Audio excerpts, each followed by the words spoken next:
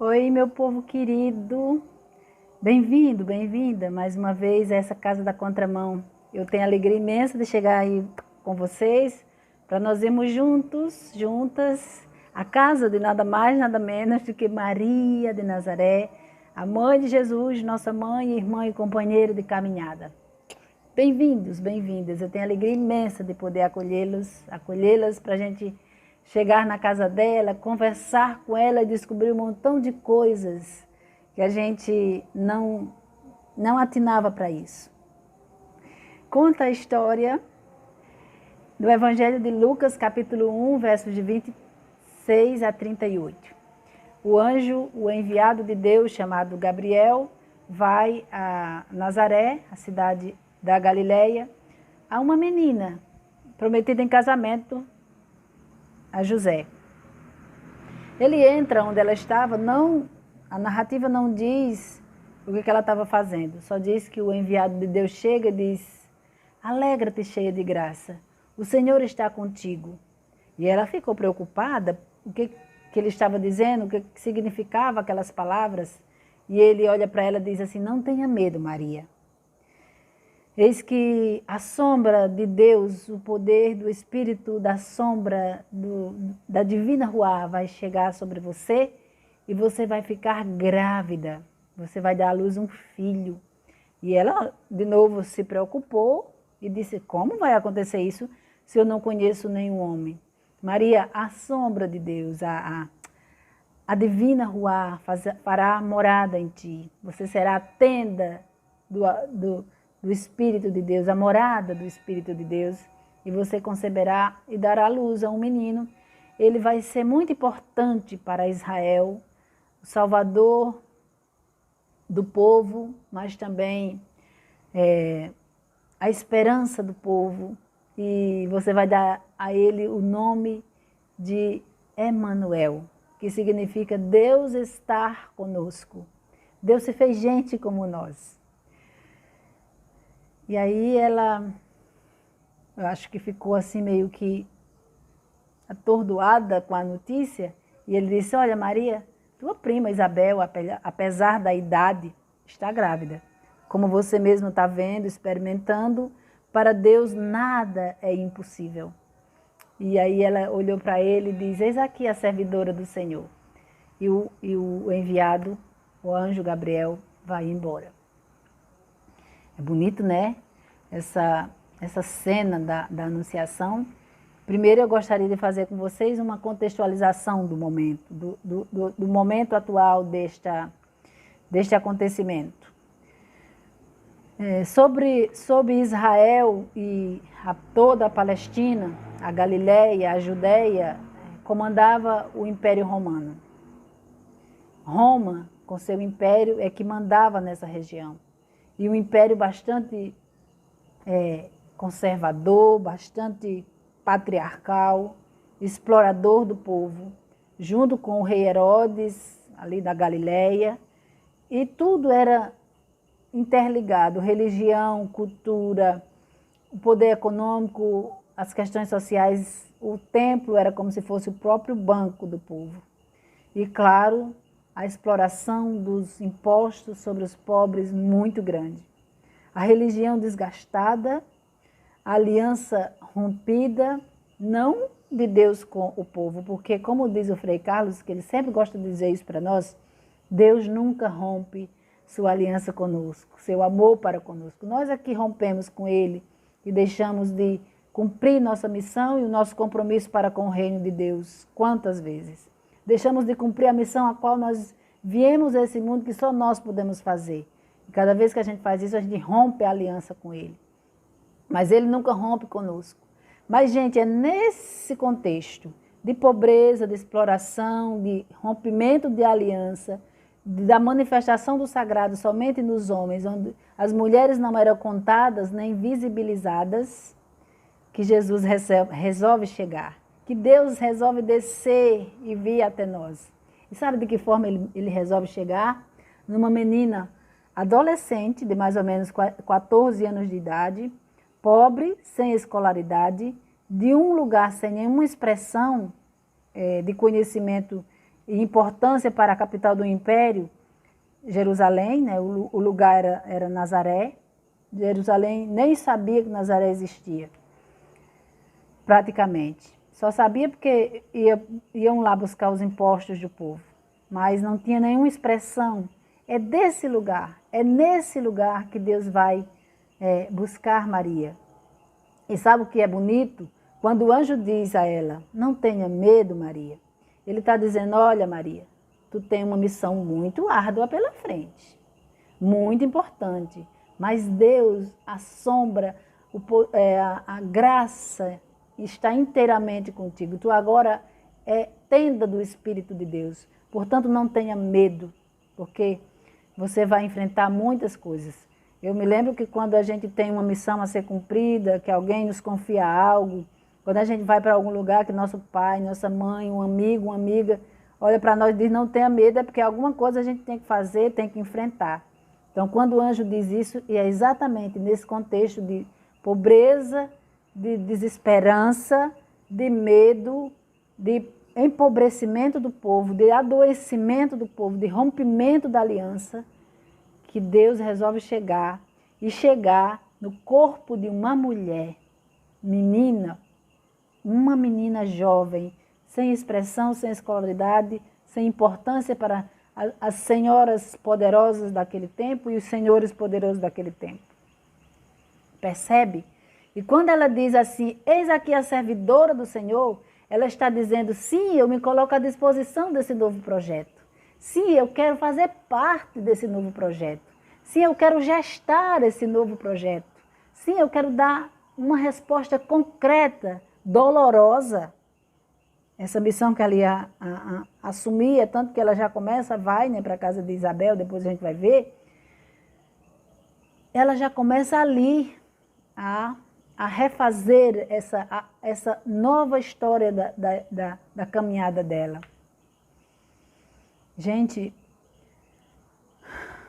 eu fico assim tão pensando, sabe, sobre esse contexto de Maria e ao mesmo tempo conversando essa semana com uma jovem de Garapé-Miri chamada Gleice. A Gleice com certeza está de acordo que eu diga aqui o nome dela. E ela dizendo assim, irmã Fabiana, como que a gente aprendeu desde a catequese a olhar para as mulheres do Evangelho de uma forma muito na caixinha. A virgindade, guardar no coração, a história de Eva que traz o pecado para o mundo, a culpabilidade das mulheres, e aqui Deus se revela com esse rosto feminino, dizendo para nós da sua chegada, da sua identidade com as entranhas de mulher. Essa semana eu estudando para falar para vocês, eu vi uma teóloga brasileira chamada Maria Clara Bigmer, e ela dizia assim, olha, Deus tem tantas entranhas de mulher que a característica dele é muito mais feminina, do cuidado, da proteção, daquele que se coloca junto com a gente nas dores, nos momentos mais difíceis da vida. E essa característica é de mãe, é o amor que mais se revela, que mais se aproxima. Foi nesse contexto também que Deus quis chegar em Maria, com essas entranhas de mãe, com o olhar materno de Deus.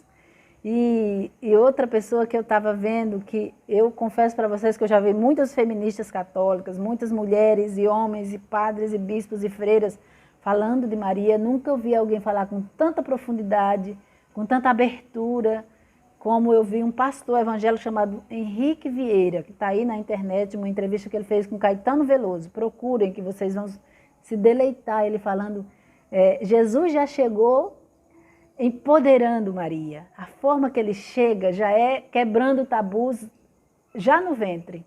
Porque numa sociedade patriarcal, em que tudo que ia acontecer com a mulher, o homem era que ia ser consultado, o anjo, o enviado, não vai perguntar a José, ao pai dela, se ela quer ficar grávida. Ele vai perguntar a ela, Maria, você encontrou força, graça diante de Deus, e você vai ficar grávida. E ela questiona, porque tem gente que tem um medo de dizer que Maria questionou. Gente, Os homens podem falar, podem levantar a voz, levantar a mão, podem gritar, pode tudo. Nós mulheres temos sempre que ser caladas, não podemos perguntar nada, questionar nada, porque não é fazer a vontade de Deus. É questionar a Deus, é não ter fé. E Nossa Senhora, certamente, se ela foi escolhida, é porque ela era uma pessoa atenta à realidade, que sabia perguntar sobre os acontecimentos do seu tempo, sabia se perguntar e dar respostas também. E às vezes me incomoda quando eu falo da descolonização do Evangelho, é as imagens que são apresentadas a nós de Maria, aquela mulher branca, sem cor, apática à realidade, apática à vida, que só diz sim, que só diz que guarda tudo no coração. É importante guardar as coisas no coração, fazer remoer para a gente dar respostas concretas, sábias, com inteligência, com sabedoria divina, mas guardar no coração, falar quando for na hora certa. Assim era Nossa Senhora, assim era Maria, essa mulher companheira, irmã, amiga, itinerante, missionária, profetisa, companheira do povo, que a gente segue como a mãe de Jesus e nossa mãe. Agora, eu gostaria muito de, com muita humildade no coração e com muita sabedoria, ao mesmo tempo, sem julgamento, por favor, fazer uma pergunta para vocês. Uma pergunta e uma proposta. Se a gente ficar só na devoção do texto, das novenas, do Maria Passa na Frente, a gente vai descobrir nos evangelhos, nos registros sobre Maria, na Bíblia, todas essas características dela. Responda você a você mesma. Se a gente ficar a vida inteira rezando 1000 Ave-Marias, a gente vai descobrir todas essas dimensões da vida, da história, do sim, do contexto do qual ela respondeu e se colocou inteiramente à disposição do projeto de Deus, esse novo projeto de gerar vida. A gente vai entender a realidade que nos cerca, as situações do povo. Essa semana, alguém aí nas redes sociais de uma irmã nossa colocou bem assim: a vida religiosa hoje chegou onde chegou, porque parece que é mais um projeto político do que um seguimento a Jesus. Aí eu pergunto para vocês, como que se segue hoje a Jesus de Nazaré, num país de tanto desrespeito, num país em que 80.000 pessoas têm morrido com a Covid-19, das quais essas pessoas são mais os indígenas, os pobres, os que não têm plano de saúde, como eu não tenho, como tanta gente não tem, e que está morrendo com a Covid-19, e que não tem uma ação, uma conscientização, uma política de governo, de enfrentamento a essa pandemia, como em nenhum outro país do mundo. Como seguir a Jesus? Como se dizer companheira, irmã de Maria de Nazaré, que a próxima semana nós vamos cantar com ela o Magnífica. Como que seguir Jesus sem falar nisso, sem sentir no coração, sem falar dessas coisas? Eu não consigo olhar para todas essas realidades e dizer que eu estou seguindo Jesus de forma alienada. E todos os dias a gente reza aqui, de manhã, de noite, de tarde, e a gente sempre está rezando pelo povo, pelas dores do povo, pelas nossas agonias, tristezas, decepções, mas também pelas do povo. Então não tem outro jeito de seguir Jesus de Nazaré. E hoje eu gostaria de fazer uma outra registro e homenagem.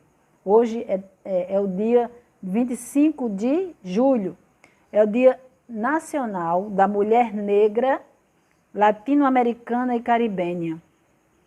Eu gostaria de mandar meu abraço para uma pessoa, e em nome dela homenagear todas as mulheres negras deste país e da América, a Maria Benedita Benoca de Igarapé-Miri. Com ela eu aprendi a lutar, com ela eu aprendi a falar, com ela eu aprendi a reivindicar, com ela eu aprendi a ser muito da igreja, com ela eu aprendi a dizer que não é a nossa cor de pele que deve impedir da gente ter direitos e ter voz na igreja, na sociedade. Benoca, meu abraço a você que tem passado por tantas dificuldades, mas que tem fé, é uma mulher de fé, de muita garra e de muita luta. Em teu nome, eu gostaria de mandar um abraço a todas as mulheres deste país. Gente, revisite os evangelhos, converse com Maria, reze seu texto, sua novena, mas pegue o evangelho e faça a leitura de novo, faça uma leitura orante, converse, reze e peça a ela, sobretudo com o olhar latino-americano da Mãe de Guadalupe, da Senhora Aparecida, que nos ilumine, nos encoraje, nos abençoe, nos proteja e nos ajude a ser homens e mulheres gestores, geradores de um novo tempo, geradores de sonhos, geradores de cuidado com a Mãe Terra, geradores de cuidado uns com os outros e umas com as outras. Fiquem com Deus, compartilhe esse vídeo, porque, de fato, nós precisamos desconstruir muitas coisas que nos aprisionam, que foi nos ensinado há séculos. Compartilhem, dê um like, ative o sino para avisar quando chegar aí para vocês.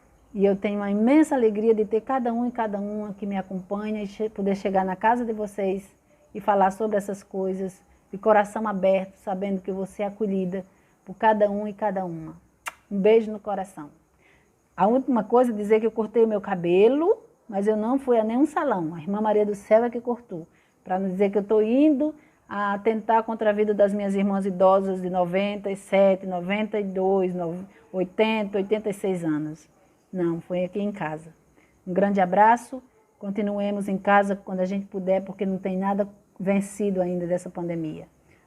Fiquem com Deus e até domingo, prepare as malas que nós vamos subir a montanha para a casa de Isabel.